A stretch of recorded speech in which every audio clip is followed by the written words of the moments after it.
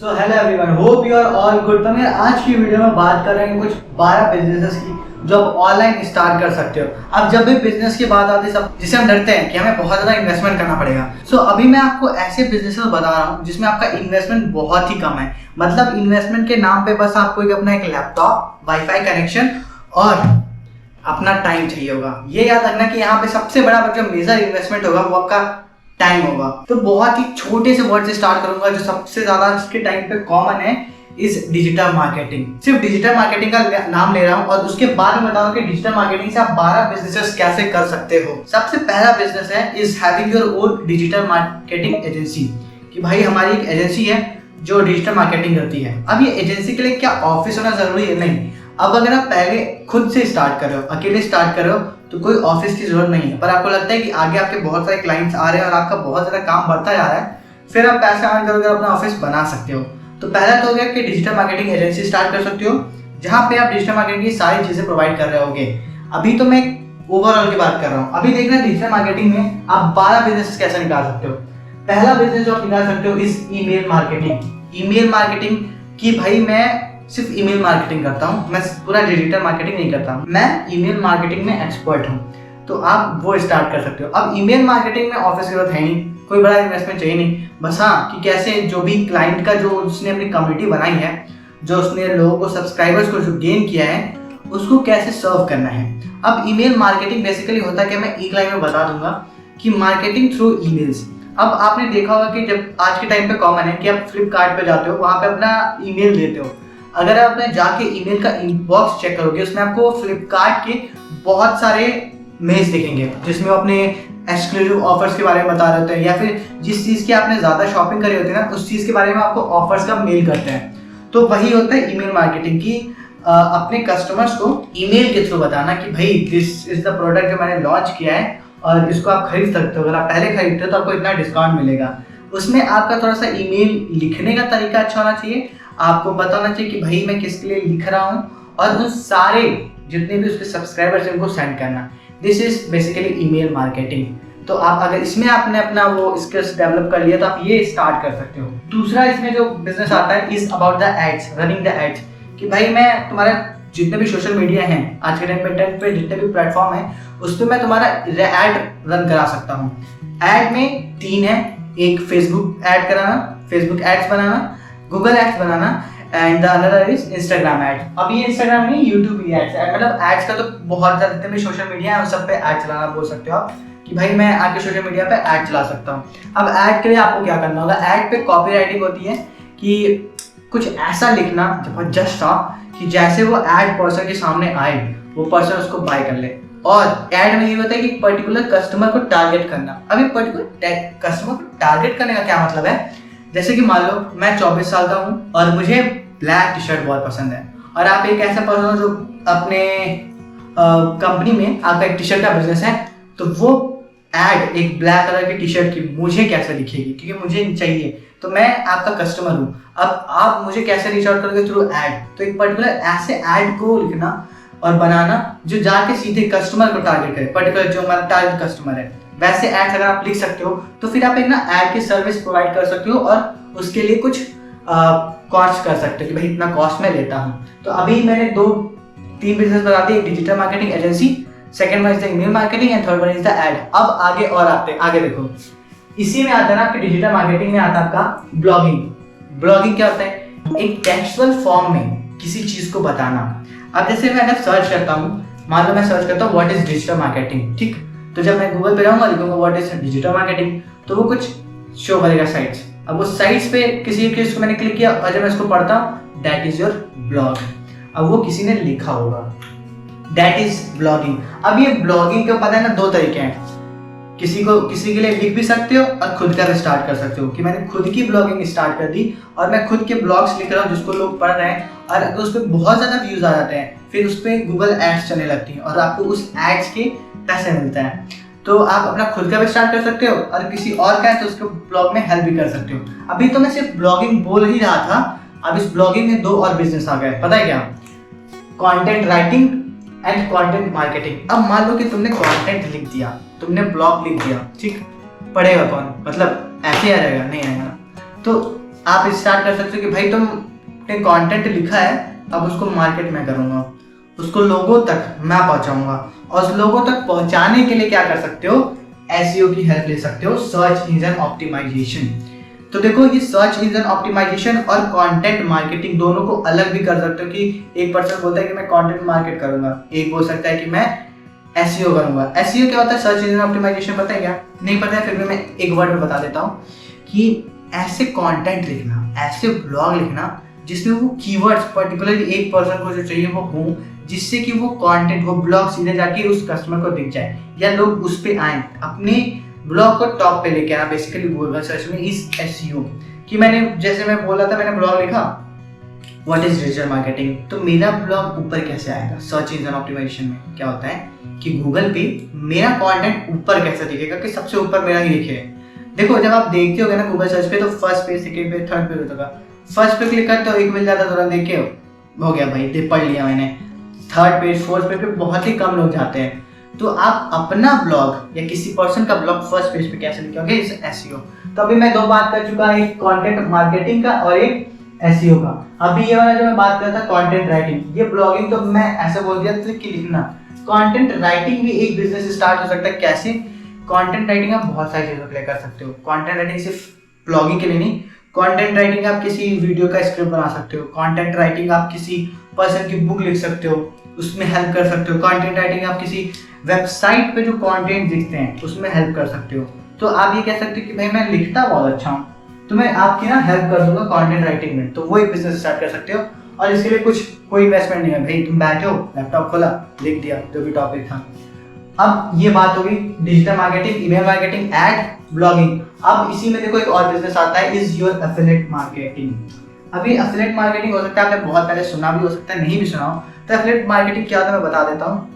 Affiliate marketing क्या होता है कि बहुत सारे प्रोडक्ट कंपनीज होती हैं, वो कहती है कि भाई तुम्हारे पास बहुत ऑडियंस है, तो मेरा ना ये प्रोडक्ट है और इसको तुम रिफर कर दो, और रिफर के लिए वो लिंक देती है। तो जब भी कोई कस्टमर ना उस लिंक पे क्लिक करके बाय करता है, तो उस पर्सन को थोड़ा सा कुछ कमीशन मिलता है। अब वो कमीशन अलग से नहीं होता, ये नहीं होता कि कस्टमर से ज़्यादा दिया जा रहा है, जो भी उसका कॉस्ट होता है उसी में से थोड़ा पैसा कंपनी उस पर्सन को दे देती है, क्योंकि भाई तुमने मेरे पास कस्टमर लेके आए थे इसलिए मैं तुम्हें थोड़ा दे देता हूँ। इसमें कोई जो पर्सन जो खरीदता है उसको कोई नुकसान नहीं होता है। तो एफिलिएट मार्केटिंग बेसिकली वो होता है कि आपने ना कोई प्रोडक्ट है और उसको क्या किया, एक तरह से बोलो मार्केट ही किया। अब जैसे यहाँ पे ऐड की बात कर रहा था, यहाँ पे आप किसी और तक करोगे, तो बेसिकली आप वही कर रहे हो, किसी और पर्सन का प्रोडक्ट कस्टमर्स तक पहुंचा रहे हैं, उसके बदले कंपनी आपको कुछ पैसे पे कर रही है। अब इसी के बाद दूसरा बिजनेस जो आता है इज अबाउट कॉपीराइटिंग। ठीक, अब ये कॉपीराइटिंग क्या है? जैसे मैं फेसबुक ऐड की बात कर रहा था यहाँ पे, तो आपने जो भी प्रोडक्ट आप ऐड चला रहे हो उस ऐड के ऊपर लिख दो। लाइक फॉर एग्जांपल मैं बोलता हूँ, जैसे आपने देखा भी होगा, मान लो बोल देता हूँ ब्लैक इज क्लासी, ठीक है। अब classy bite right now get 50% off, कुछ ऐसा लाइन लिखा मैंने, पंच लाइन एकदम से बोलो कि वो पर्सन देखते अरे अच्छा ऑफर है, देखता हूँ एक बार। तो वो होती है बेसिकली कॉपीराइटिंग। अगर आप इसमें एक्सपर्ट हो कि भाई मैं ऐसे ऐड लिख सकता हूँ कि वो कस्टमर्स को बोले कि वो कस्टमर जरूर उसको जाके खरीदेगा, तो आप कॉपीराइटिंग कर सकते हो। तो कॉपीराइटिंग बेसिकली ये होता है ऐड में कुछ ऐसा लिखना, कुछ ऐसी चीजें लिखना, बनाना उस ऐड का जो टैग लाइन है कि उसको लोग ज्यादा परचेज करें, तो वो होता है क्या, कॉपीराइटिंग। तो आप इसका भी बिजनेस स्टार्ट कर सकते हो अगर आपके पास ये स्किल है तो। अब ये तो मैंने बात करी 7 बिजनेसेस की। अब 8वें बिजनेस पे आते हैं। हमारा 8वां बिजनेस है सोशल मीडिया मार्केटिंग। अब सोशल मीडिया हर कोई यूज करता है, मैं करता हूँ, आप करते हो। अब सोशल मीडिया मार्केटिंग क्या है कि आपने किसी एक पर्सन मान लो कोई सेलिब्रिटी है, उसका ना सोशल मीडिया पे उसको मार्केटिंग करनी है। वो कहते हैं ना जो दिखेगा वो बिकेगा, जो दिखे, हाँ सब कुछ ऐसा ही है। तो हमें क्या करना है, हमें हमारा जो भी क्लाइंट है उसकी हमें सोशल मीडिया पे मार्केटिंग करनी है। हमें सोशल मीडिया पे उसको ऐसा रिप्रेजेंट करना है जैसा वो है, उसके काम को रिप्रेजेंट करना है। तो वो आ जाता है हमारे सोशल मीडिया मार्केटिंग के अंदर। Social media marketing agency start कर सकते हो जिसमें आपके कुछ क्लाइंट्स होंगे। और आज के टाइम पे यार देखो तो हर बिजनेसेस जितने भी कंपनीज होती हैं वो भी अपना सोशल मीडिया मार्केटिंग करा रही है, वो भी अपने वीडियोस क्रिएट कर रही हैं। अगर आपने इंस्टाग्राम पे देखा हो तो हर जगह कर रही हैं। तो social media marketing is something that you can also do.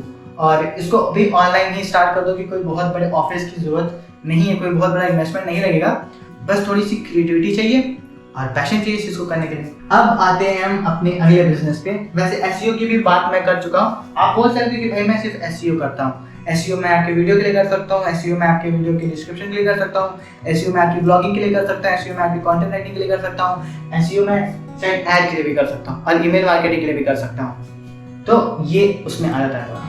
अब आते हैं अगले बिजनेस पे। अगर आप एक ऐसे पर्सन जिसने कॉमर्स पढ़ी है तो ये बिजनेस बेसिकली उसके लिए है। अब कुछ टाइम पहले ना मुझे अपना आईटीआर फाइल करना था। अब मैं साइंस से था और मेरी अभी फर्स्ट जॉब लगी थी और मेरा टैक्स बहुत कटा था। अब मुझे चाहिए थी एक हेल्प, एक सीए की जो मेरा यार आईटीआर फाइल कराने में हेल्प कर दे। तो मैंने एक सीए से बात की, उसने मुझे कुछ चार्जेस लिए थे। अब अगर आप एक ऐसे पर्सन हो जिसको आईटीआर फाइलिंग आती है, जिसको कॉमर्स की नॉलेज है, तो वो भाई आईटीआर फाइलिंग का बिजनेस स्टार्ट कर सकता है। कुछ नहीं चाहिए होगा, तुम अपने क्लाइंट का पासवर्ड मांगते हो और उसका डिटेल्स लेते हो और आईटीआर फाइल कर देते हो, जो भी आईटीआर का फॉर्म लगता है। अगर आपको नॉलेज है तो आईटीआर फाइलिंग कुछ नहीं करना है, घर में बैठे रहना है, लैपटॉप से कर देना, कोई ऑफिस कुछ नहीं। तो अगर आपके पास है ये नॉलेज, आप कर सकते हो, जरूर यूज कर सकते हो। अभी इसी डिजिटल मार्केटिंग में एक और 2 बिजनेसेस आए, मैं बता देता हूँ। इस वेबसाइट डिजाइनिंग और द क्रिएशन। आज के टाइम पे हर किसी को वेबसाइट चाहिए।